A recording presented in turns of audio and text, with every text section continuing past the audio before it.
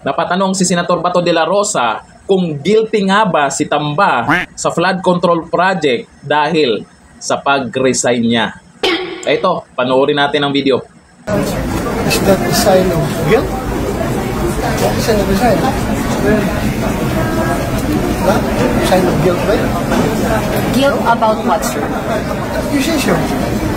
About pag-publiko natin sa flood controls. Baka naman may ibang dahilan. Kaya nag-resign yan. Baka gusto niya ng patas na investigasyon dyan sa House. Baka naman hindi siya guilty. Baka naman wala siyang kaalam-alam dyan. Pero bakit itong isang congressman ay nanawagan na magkaroon ng whole departure order kay dating House Speaker Martin Romualdez? Bakit? Tatakas na ba? Matapos mag-resign bilang House Speaker, tatakas na ba siya? Anong sasakyan? Luxury jet? Luxury helicopters ba? O ano? Anong meron ba siya? Mayaman yan, di ba?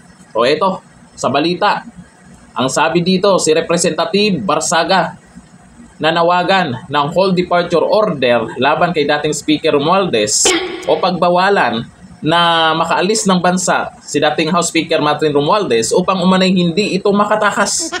Tatakas pala? Sa posibleng pananagutan niya sa mga anomalya sa gobyerno. Naku, baka magalit na naman sila dyan. Baka kakasuhan ka na naman. May kaso na itong si Representative Kiko Barsaga na ethics complaint. Pero tuloy pa rin siya. Tibay talaga ng batang to.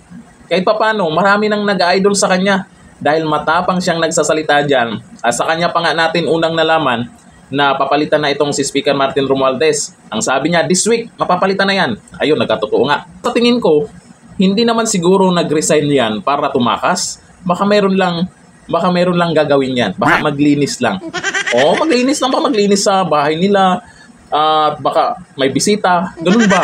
Pero ayon dito sa mga komento ng netizen sa pag-resign po ni Tamba, ang sabi ni Adje Berlanas Ardiente, nag-resign para lumabas ng bansa. Grabe naman kayo makapagduda. Hindi tatakas yan. Wala naman sigurong ari-arian sa ibang bansa yan. Diba? Sabi ni Lane Manzanero, guilty kasi ang pinakamalaking buhaya. Baka may mas malaki dyan. Hindi, sino ba yung buhaya na pinagsasabi nyo? May buhaya na ba? Confirm na ba na siya yung buhaya? Nako, grabe yung kanta ngayon sa kanya. Talagang nagbabiral na. Martin magnanakaw. Hindi pa naman napatunayan yan. Nag-iimbestiga pa naman. Pero ang tanong, bakit hindi siya kasama sa iniimbestigahan? Dapat, isama na yan. Hindi na siya yung House Speaker nyo, di ba? Isama nyo na. Ayon yan kay Representative Kiko Barsaga, congressman din naman yan, kasamahan nyo dyan, panawagan niya, pagbigyan nyo na. Kung malinis naman, ba't kayo natatakot na ipaimbestigahan din yan?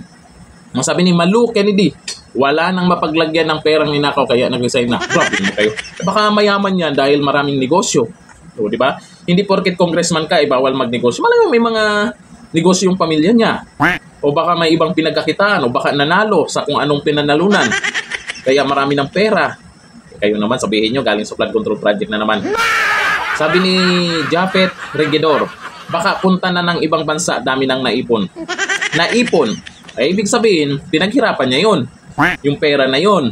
At kung saan galing, paano siya nagkaroon ng ganyang kalaking pera? Kasi, nabanggit pala ng isang Duterte na karaan, yung Sal-Eneto ni Tamba, million lang after 3 years, naging billion-billion na.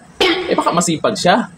Baka may iba siyang mga extra income, extra income para kumita ng malaking halaga.